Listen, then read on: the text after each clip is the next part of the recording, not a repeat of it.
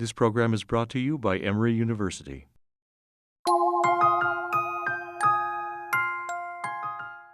Cut Dead derives from a book that William James wrote in 1899 called The Principles of Psychology. In this text, he had a section where he talked about humans as social beings. And he stated that it would be a cruel and fiendish punishment for any person to go unnoticed or unseen, to be made invisible, such that he would rather feel a sense of being tortured than to be cut dead. So to be cut dead means to be deliberately ignored or snubbed completely. In this book, I chronicle the lives of 5 young men, and I chart their development from this sense of invisibility to gaining a greater sense of understanding about themselves and the world around them. Because in many ways, they are cut dead, right? They're emotionally, psychologically, and even spiritually snubbed in some ways. But they're still living beings, and they still seek community. They still want the best for their lives and their families. They want to have a sense of belonging. They want to have viable futures.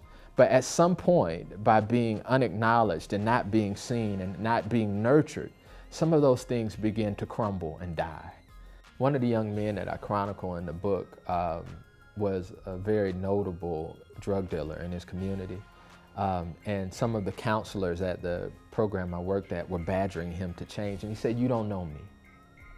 And he proceeded to tell his story. He said, "I sell drugs because my mother is a prostitute. My mother is a crackhead, and she prostitutes out of our home. So I sell drugs to keep the men from coming into my home and protecting my younger sisters who are there." At that moment, the air went out of the room.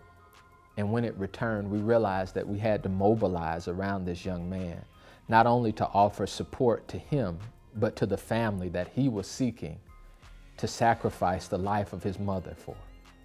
Once you begin to see a person as one who is made in the image of God, once you begin to see a person as, think about a homeless person. Once you begin to see a homeless person as someone's uncle or brother or aunt or sister or mother, you can't just step over them as a piece of trash because you have seen them fully.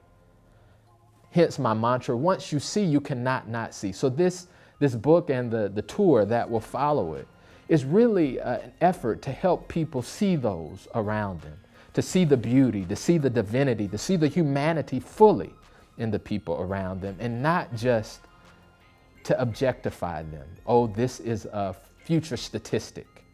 While this book is targeted to African American men, I found that the 4 fundamental needs of having a sense of belonging, control, self-esteem, and meaningful existence is a phenomena that affects all humanity, regardless of race, age, nationality, or faith background. It is my hope that this book will help us to see all people in a more human and even a more divine way, that we are all worthy of respect. We're all worthy of an opportunity to succeed. We're all worthy of an opportunity to make the best for our family.